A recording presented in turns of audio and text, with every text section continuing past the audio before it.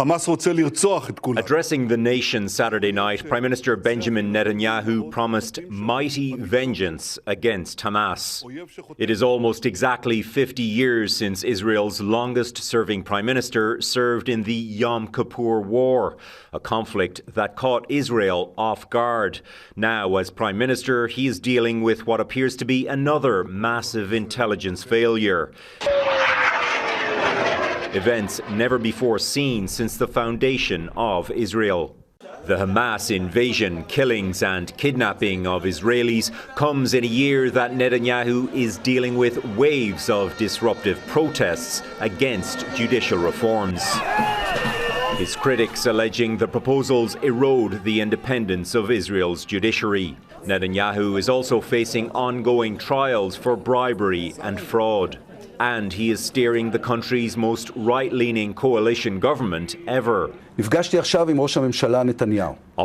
leader Yair Lapid says he will put aside the bitter differences and take up Netanyahu's offer to form an emergency unity government. The real problem for Benjamin Netanyahu is not the near term. I think there's a lot of unanimity in Israel on what to do in the near term. The real problem is going to come in 2, 3, 4 weeks' time when the Israelis try to figure out what's the end state of this conflict. Previous hostage situations in the region have played out for months or even years. The longer it drags on, the louder the dissenting voices will become. Netanyahu has been attacked on his right and his left for his entire career, and that doesn't really faze him. That's just the nature of life. Netanyahu is fighting for his political survival, as he always does. This unprecedented crisis will likely test Netanyahu like never before. Redmond, Shannon, Global News, London. For more now on what these latest escalations could mean, Cliff Kupchan joins us now. He's the chairman of the Eurasia Group. Appreciate you joining us, Cliff. First, I want to ask you, Benjamin Netanyahu says Hamas will pay a huge price. So what's next?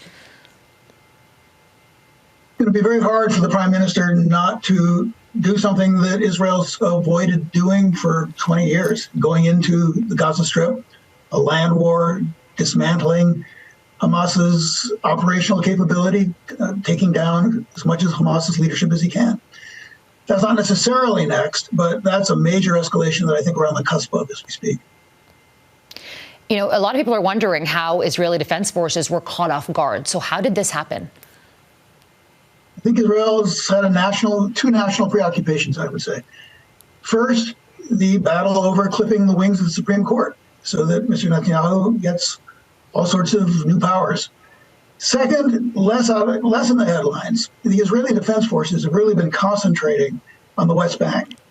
And it may be the case that we learn soon that they've taken their eye off the South. And that vulnerability has been exploited, rather adroitly, unfortunately, by Hamas. But that still doesn't get to the question of, as you started, what we do next, and that's a real problem. Okay, do we know who was helping Hamas, and if so, how big could this get?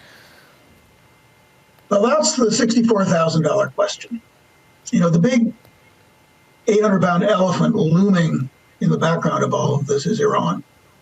Iran is Hamas's most significant major patron.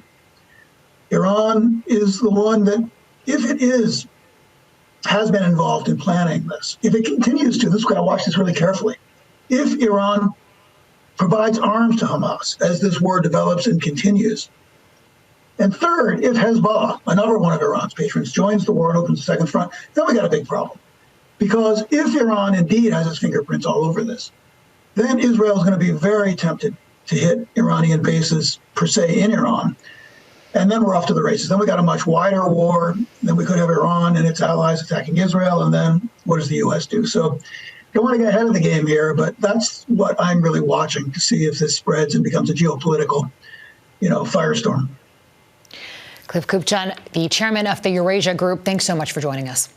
It's my pleasure. Thank you.